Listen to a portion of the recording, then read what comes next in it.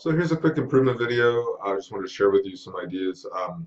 I keep most of my stuff just in an inbox, just one big inbox with a bunch of stuff in it. And then I have to search for things, but at least I know where to search. So this was a little tip I wanted to give you on doing that. So the other day I was looking for something from Bob. This thing was a while ago. It just popped into my head that Bob had sent this thing out, and I wasn't sure what happened with it, so I wanted to follow up on it. But first I got to find the email that Bob sent out. So what you can do is there's a couple little ticks here. So if you go from Bob Vaughn,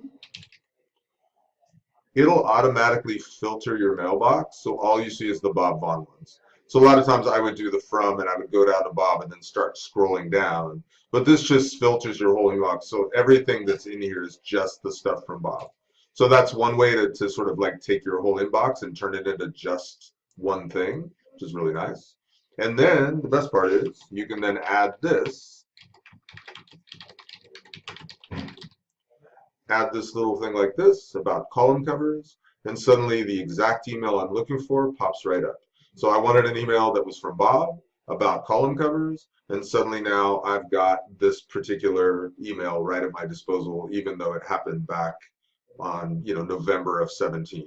So this is just a quick way to find stuff in your inbox if you do things like me where you just have them all in one big box, and it makes it super simple to search. And then I can always go, if it maybe was a previous year or something, I can go back and just find it in all mailboxes also. So I have all my previous years listed also. So just a quick way to find stuff. Just thought I'd share that with you.